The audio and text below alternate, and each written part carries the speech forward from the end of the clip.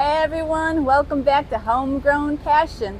Today we're going to go step by step of putting the Bato Buckets back in place for my cucumber plants, and I'm also going to do some of the Bato Buckets and green beans. And if you haven't had a green bean grown hydroponically, you're in for a treat because they are the best ever tasting green beans, really sweet and long. So stay tuned.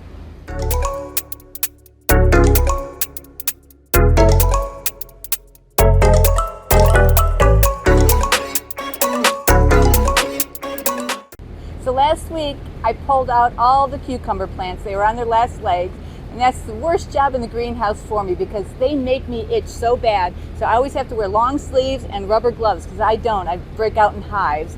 So I got all the plants out and sanitized the Bato buckets, and I took apart my drain lines because there's always roots in here, and it's so much easier to clean it out between crops instead of when all the Bato buckets are heavy on top of them. So got to put the lines back together. And I'm also going to do new emitter lines because they do get clogged up over time. So I'll show you how I put the new emitter lines in, and we'll go from there. When we first put the Bato bucket system in, we put the pipes, laid them down, and glued everything together. Well, I learned that you can't take them outside once you want to clean out the system because of course it's going to get clogged up with roots because you know how Bato buckets, the plants like to grow into the holes. So we ended up cutting the pipe into pieces so I could take it apart, take it outside, and hose it. But the problem is, how do you get it back together?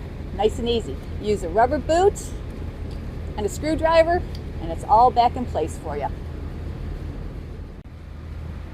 So our drain lines are 1.5 PVC pipe, and the holes are drilled 16 inches on center for the Bato buckets to fit into. And so I have an 1.5 rubber boot, and real easy, just slide one end on, slide the other end on, tighten it up with a screwdriver, and then you're ready to go. I just cut the feed lines for the Bato buckets. It's 1-inch agricultural water line, and that's what we use to come in from the control tunnel from the dosatron system to feed the plants. I had to do a drop off the support post because if I did it down at the end where the line starts, it wouldn't work. So I got my line dropped. I put a valve on it because when you clean everything out, it's just so much easier to turn the water off. And then at the bottom, there's a T. So I have a little piece that's going to feed these buckets down here, and then the big long one that's going to go all the way down to the end. But before I install that, to make it a little bit easier, I'm going to put the Bato buckets in. So let's get that going.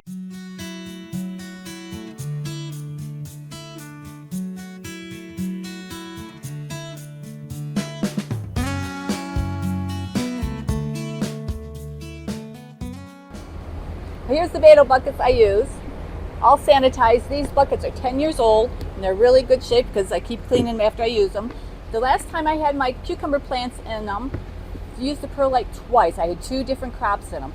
Got really root bound, so I had to empty them out and start fresh. So here we go. And then the elbows, they're the same piece that you just put together.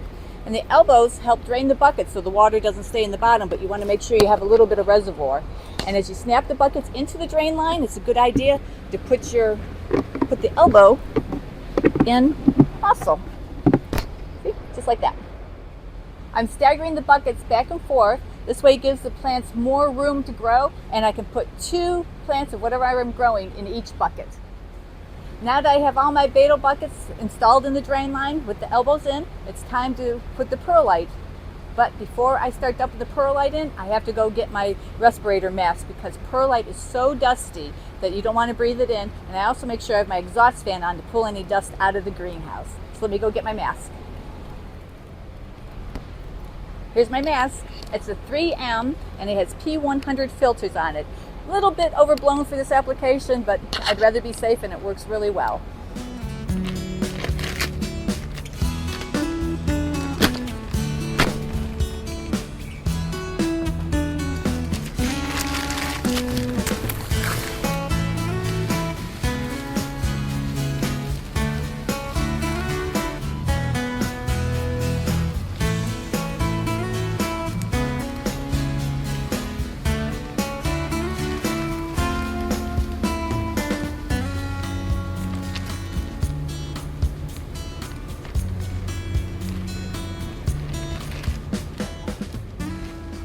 I know I look like a bug with the mask on, but that's okay. It's better than breathing in the dust.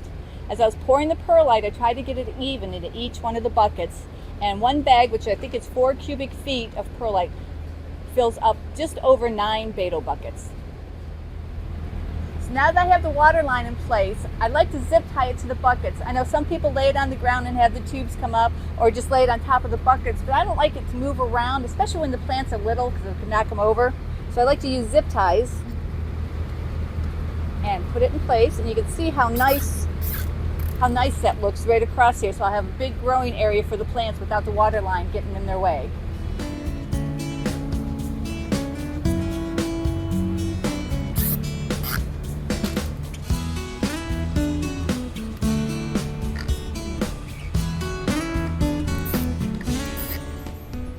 Now that I have all the zip ties installed, they have these tails on them, and I like to cut them off, so I use my snips because I don't want them to interfere with the plants.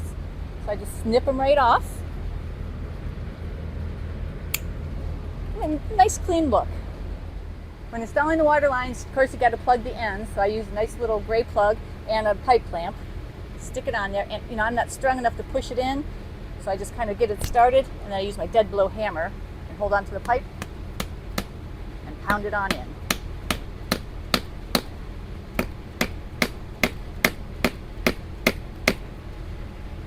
Go ahead and get the pipe clamp on there, and since I never know how tight to get it with a screwdriver, I go ahead and use this little tool, and there, all ready to go.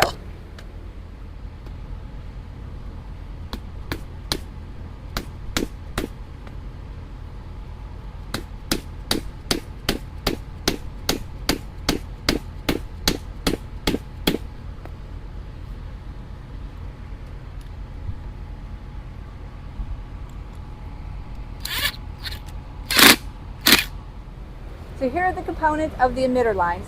We used to always use a T that we'd snap into the water line and then have a spaghetti tube coming off of each side. Well, these things always leak. They're a real pain in the butt. So we're going to try something different on this new line since I'm replacing it. We're just going to take the emitter, snap it right into the water line, and put the spaghetti tube with the stake into each Bato bucket. And I'm going to do 2 per Bato bucket. It's going to be more holes in the water line, but I think I'll have less leaks. I'm going to go make up 44 drip lines, because I have 22 buckets, and then we'll come back and I'll show you how I install them. I got 43 of the emitters in, got one more of my 44. So here's the tool I use. Pokes a hole into the nutrient line, and then I can go ahead and pop in the emitter, and it's ready to be staked into the Bato bucket. Put a hole into the nutrient line so I can go ahead and get the emitter in place. Snap it in. And I'm going to go through and then get all these stakes into the perlite and turn it on so all the perlite medium gets nice and wet so I can plant my plants in there. Now it's my favorite thing to do after getting all the Bato buckets in place, growing mediums nice and moist. Now I get the plant. And the first 2 buckets I'm putting in pickling cucumbers because I love pickles, and they're just for us. And if I do have some left over, I may sell them at the farm market. Now when you're planting now, you want to make sure you get them in each opposite corner so they have lots of room to grow. I'm moving the stakes out of the way because I want to tell you something else about the stakes. There we go. These emitter stakes, you want to make sure it's right next to the plant because these guys just have little tiny baby roots, and you want to make sure they get watered really well when they're getting adjusted to the Bato bucket. So make sure you get that stake right next to them. So we keep on going down the line, get these 2 in. It's so much easier to get them into the Bato bucket when the growing medium's moist. And I'm definitely going to turn the emitters back on after I get everybody in place. Now I'm going to go to the nursery and get my Tyra, the English cucumbers, which is my staple crop. Here's one of my Tyra plants. You can tell it's a little bit older than the pickling cucumbers. It has a bigger root system. These guys are 5 weeks old, and the pickling guys are 3 weeks old. And the same way, I'm just going to plant them in opposite corners. Should get all the roots down inside. I always make a mess with the perlite.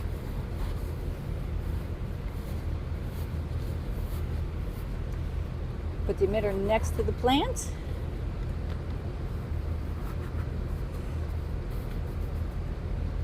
move on down to the next Bato bucket. I have 18 more Tyra cucumber plants to put in the Bato buckets, which means 9 more buckets. And once I get finished with that, I'll show you how I plant the green beans. Here are the green bean plants. They're Vortex. They grow their beans at least 11 inches long. I've had them even longer. Nice sweet bean. And instead of putting 2 in each bucket, I'm going to put 4 because these are a short-term crop and they grow really fast and I can get a good harvest. So what I do is I plant in each of the corners.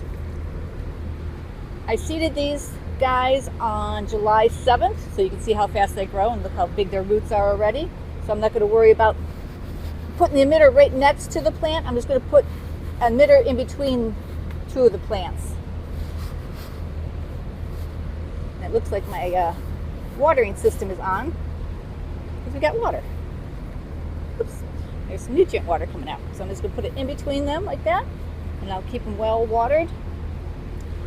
So I'm going to end the video here. I'm going to keep on planting on down the row. And one other thing I wanted to tell you is I have an extra Bato bucket and I really like poblano peppers, so I'm going to try growing them in the greenhouse. So in our upcoming videos in the future, when these guys get a little bit bigger, I'll show you how we trellis the cucumber plants and how we train the green beans that go up the string. So like always, please leave me questions, comments, and suggestions down below, and we'll see you guys next video.